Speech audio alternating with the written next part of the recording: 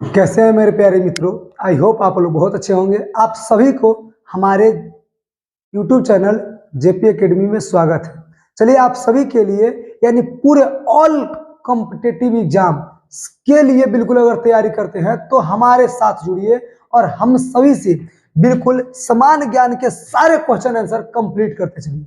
चलिए हम लोग सारे के सारे ऑल गवर्नमेंट एग्जाम जो होते हैं उन सभी के लिए समान ज्ञान का नया और जोरदार महत्वपूर्ण आप सभी के लिए क्वेश्चन लेकर के आते हैं समान ज्ञान का।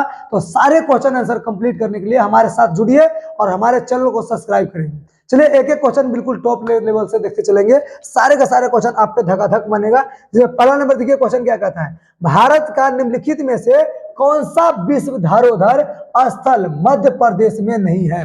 कहता भारत का निम्नलिखित में से कौन सा धरोहर जो है वो विश्व धरोहर जो ए स्थित मध्य प्रदेश में नहीं है। बताइए इनमें से कौन सा विश्व धरोहर है जो हमारे मध्य प्रदेश में स्थित नहीं है। पहला ऑप्शन है खजुराहो मंदिर, दूसरा ऑप्शन है सूर्य मंदिर जो कोणार्क है, तीसरा ऑप्शन है सांची स्तूप और चौथा ऑप्शन है भीमबेटका के शैल आश्रय। इसका राइट आंसर कौन हो जाएगा? तो राइट आंसर सूर्य कोणार्क मंदिर हो जाएगा। क्या हो जाएगा? सूर्य मंदिर कोणार्क, यानी कि बी नंबर ऑप्शन जो है बिल्कुल टॉप लेवल पर आएगा, यानी बी नंबर सबसे बढ़िया नंबर आंसर है, यानी सही जवाब इसका राइट आंसर हो जाएगा जो बिल्कुल मध्य प्रदेश में नहीं स्थित है।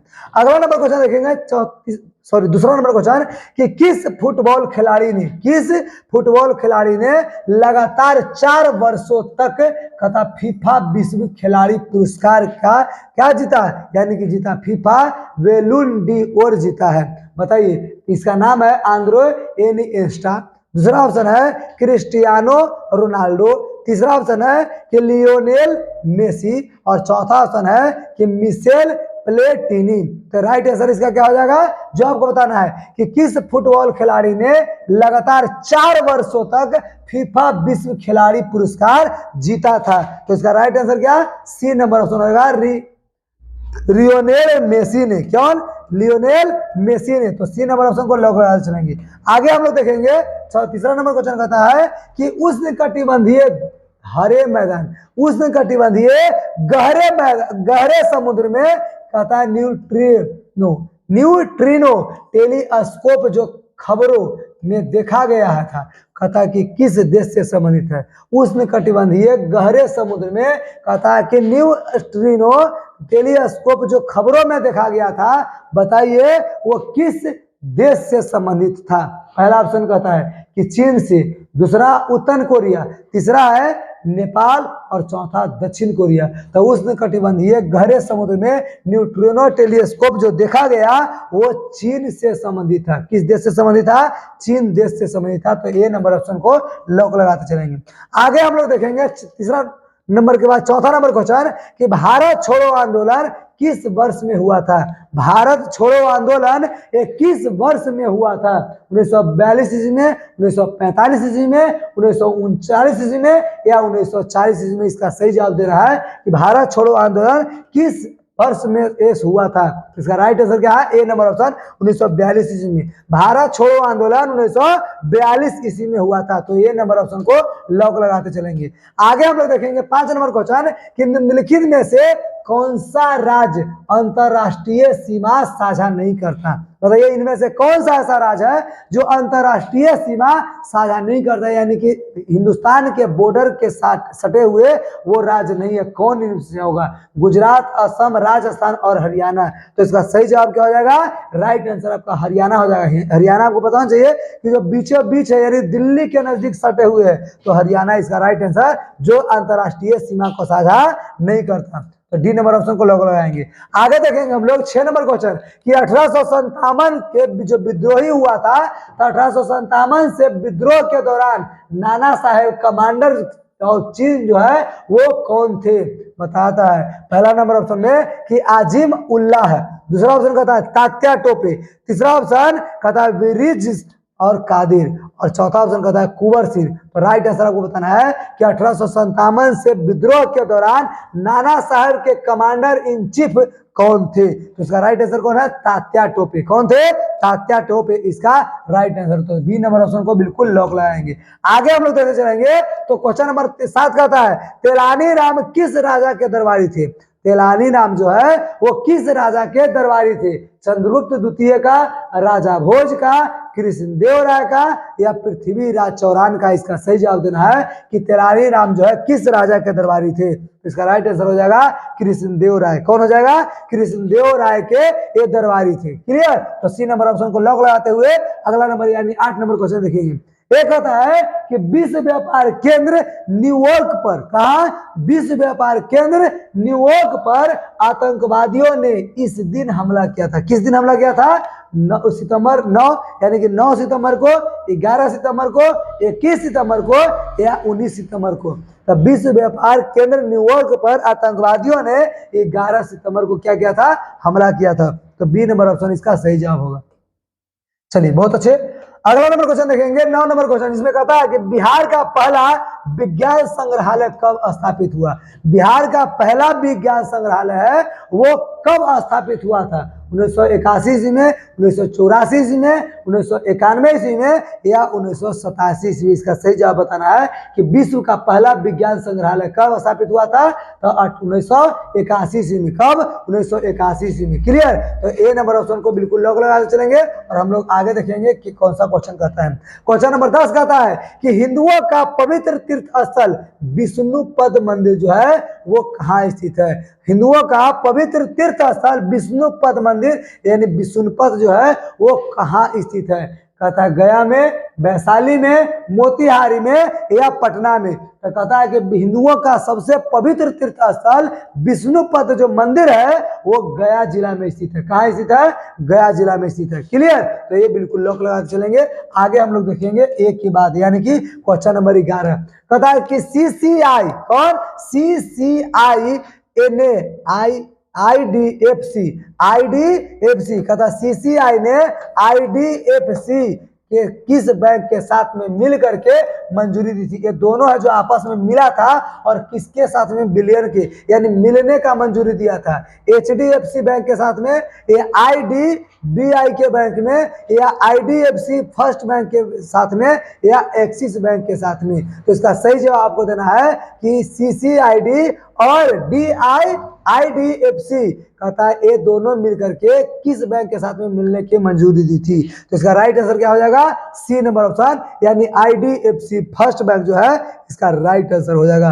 तो सी नंबर ऑप्शन को लॉक चलेंगे।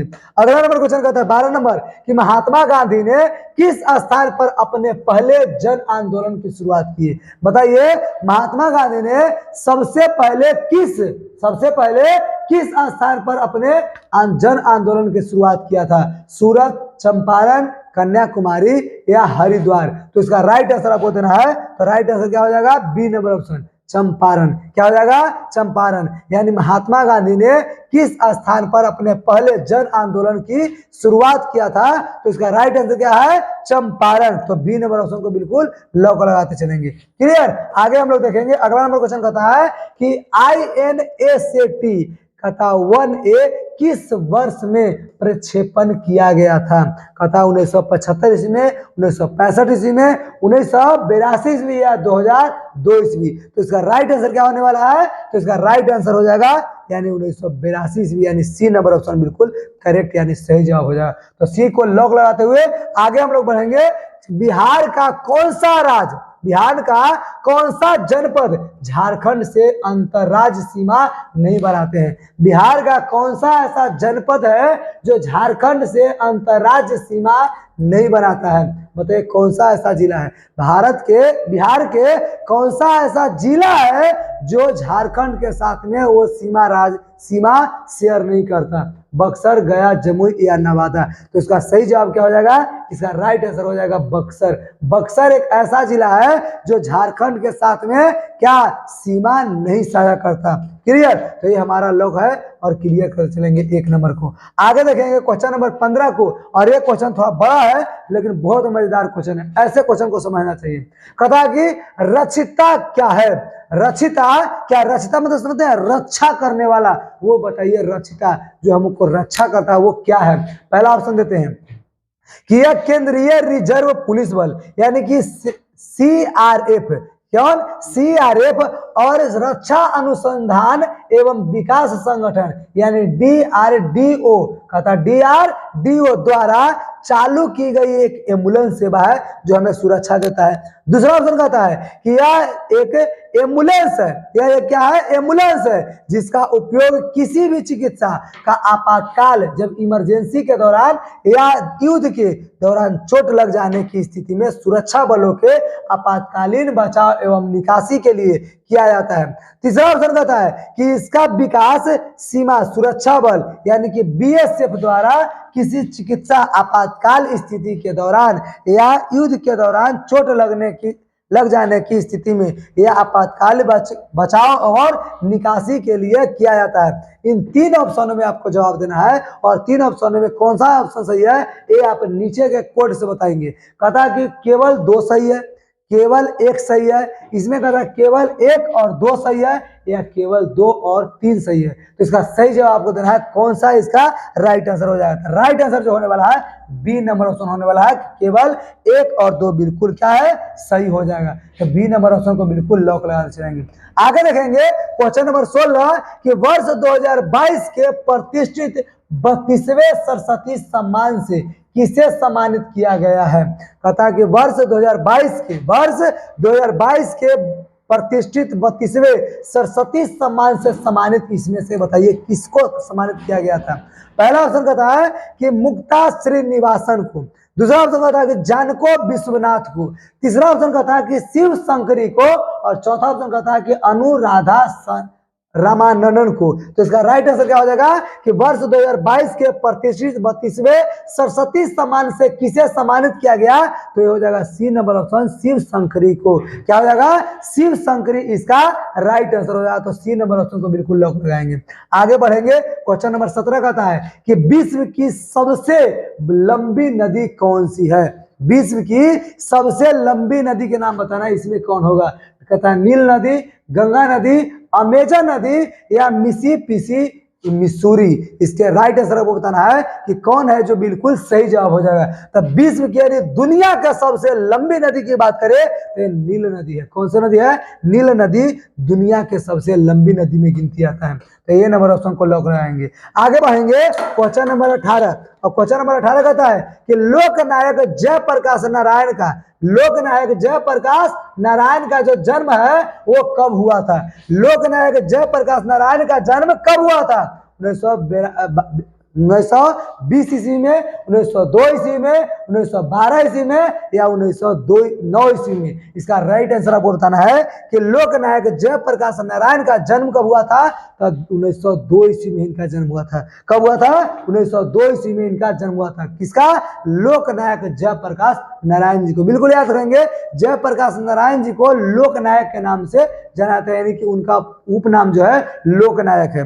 क्लियर? आगे देखेंगे और अगला नंबर क्वेश्चन क्या था 19 नंबर कि भारतीय राष्ट्रीय कांग्रेस की प्रथम महिला अध्यक्ष कौन थी? भारतीय राष्ट्रीय कांग्रेस की प्रथम महिला अध्यक्ष कौन थी? सरोजिनी नायडू थी, सुचेता कृपालनी थी या राजकुमारी अमृत कौर थी या एनी बेसेंट थी? इसका सही जवाब को देना है कि भारतीय राष्ट्रीय कांग्रेस की प्रथम महिला अध्यक्ष इनमें से कौन थी? तो इसका राइट आंसर हो जाएगा एनी बेसेंट। कौन है? पहला जो महिला जो है वो एनी बेसेंट थी। तो डी नंबर ऑप्शन बिल्कुल सही जवाब आता है। आगे देखते चलेंगे यानी 20 नंबर क्वेश्चन कहता है कि गद्दार आंदोलन का संस्थापक कौन था? गद्दार आंदोलन के संस्थापक बताइए कौन था? अजीत सिंह, कहता लाला हंसराज, लाला हरदयाल या सोहन सिंह भाकोना, है ना? इसका राइट आंसर आपको बताना है कि गद्दार आंदोलन के संस्थापक इसमें से कौन थी, है ना? कौन थे? तो इसका सही जवाब देना है। तो गद्दार आंदोलन के संस्थापक कौन थे? तो इसका राइट आंसर हो जाएगा लाला हरदयाल थे। कौन थे? लाला हरदयाल जी थे, जो सी नंबर ऑप्शन आता है। तो सी नंबर ऑप्शन को लॉक लगाएंगे कि गद्दार आंदोलन के संस्थापक कौन है? लाला हरदयाल जी है। क्लियर? आगे 21 नंबर क्वेश्चन देखेंगे कि महात्मा गांधी ने पहला किसान आंदोलन कहां चलाया? महात्मा गांधी ने पहला किसान आंदोलन कहां चलाया था? कहता है बारदोली में, दांडी में, चंपारण में या वर्धा में। तो उसका सही जवाब देना है कि महात्मा गांधी ने पहला किसान आंदोलन कहाँ चलाया था। तो राइट आंसर हो जाएगा इसका सी नंबर, है ना, चंपारण में। महात्मा गांधी ने पहला किसान आंदोलन कहाँ चलाया, तो ये चंपारण में चलाया था। तो सी नंबर ऑप्शन को बिल्कुल लॉक लगाएंगे। आगे देखते चलेंगे 22 नंबर क्वेश्चन कि ईरानी यात्री मुल्ला बहवानी का यात्रा वृत्तांत का नाम बताइए। कहता कि ईरानी यात्री मुल्ला बहवानी का यात्रा वृत्तांत का नाम बताइए क्या है। कहता सुबह सादिक, दूसरा ऑप्शन कहता है कि मीर तुल्क अहवाल, तीसरा ऑप्शन कहता है कि सिरते, कहता है मुख्तौर, है ना, और चौथा ऑप्शन कहता है कि नक्श ए पायदान। इसका सही जवाब देना है कि ईरानी यात्री मुल्ला बहदानी की यात्रा वृत्तांत का नाम बताइए। कौन सा इसका सही जवाब हो जाएगा, तो बिल्कुल सही जवाब मीर तुल, है ना, मीर तुल अहवाल का जो है इसका सही जवाब हो जाता है। बी नंबर ऑप्शन को बिल्कुल लॉक लगाएंगे। आगे देखते चलेंगे क्वेश्चन नंबर अगला क्या कहता है। कहता है एशियन गेम्स 2023 में, एशियन गेम्स 2023 में भारत में कुल कितने गोल्ड मेडल जीते। भारत में कुल कितने गोल्ड मेडल जीते एशियन गेम्स 2023 में। भारत है, अकेले भारत कितना गोल्ड मेडल जीता था, 21 गोल्ड या कहता है 25 गोल्ड, 28 गोल्ड या 30 गोल्ड मेडल, कितने गोल्ड मेडल जीते। तो इसका राइट आंसर हो जाएगा 28 गोल्ड मेडल जीते। कितने gold medal, 28 gold medal. Asian games 2023 में भारत ने कुल 28 गोल्ड मेडल जीते, यानी सी नंबर बिल्कुल सही जवाब होगा। आगे देखते चलेंगे 24 नंबर क्वेश्चन कि निम्न में से कौन सा राज बुद्ध से संबंधित है, यानी महात्मा बुद्ध से संबंधित बताइए। इनमें से कितने राज, कौन से राज है। अवंती राज है, गंधार है, कौशल है या कौशाम्बी है। इसका सही जवाब आपको देना है कि निम्न में से कौन सा राज बुद्ध से संबंधित है। तो इसका राइट आंसर हो जाएगा कौशल। कौन हो जाएगा, कौशल राज जो है ये निम्नलिखित में से बुद्ध से संबंधित है। क्लियर, तो सी नंबर ऑप्शन को लॉक लगाएंगे। अगला नंबर क्वेश्चन कहता है 25 नंबर क्वेश्चन और सबसे लास्ट नंबर क्वेश्चन है कि बुद्ध के उपदेश मुख्यतया किससे संबंधित थे। बुद्ध के उपदेश जो थे वो मुख्यतः किससे संबंधित थे। पहला ऑप्शन कहता है कि एक ईश्वर में विश्वास रखना, बुद्ध वहां नहीं कहते थे कि केवल एक ही ईश्वर में विश्वास रखना। या दूसरा ऑप्शन कहता है कि धार्मिक अनुष्ठान करना, यानी धार्मिक अनुष्ठान जो पूजा पाठ जो होता है ये सारे करने। तीसरा ऑप्शन कहता है कि विचारों और आचरण की शुद्धता रखना, या अपने विचार को अपने आचरण को बिल्कुल शुद्ध रखना, ये कहते थे। या चौथा ऑप्शन कहते थे कि मूर्ति पूजा और अहिंसा करो। मूर्ति पूजा करो और अहिंसा करो, क्या करो, अहिंसा करो। इसका सही जवाब देना है कि बुद्ध के उपदेश मुख्यतः किससे संबंधित रखता है। तो सी नंबर ऑप्शन इसका सही जवाब होगा विचारों और आचरण की शुद्धता। विचारों और आचरण की शुद्धता थे बुद्ध के उपदेश का मुख्यतः जो है ये किससे संबंधित है, यानी विचारों और आचरणों के संबंधित थे। तो सी नंबर ऑप्शन को बिल्कुल लॉक लगाएंगे। और इसी के साथ में आप सभी को तहे दिल से धन्यवाद लास्ट तक वीडियो देखने के लिए। और आप सबको कहेंगे अच्छा लगा हो लाइक करेंगे और शेयर सब्सक्राइब करना बिल्कुल ना भूलेंगे। Thank you, bye.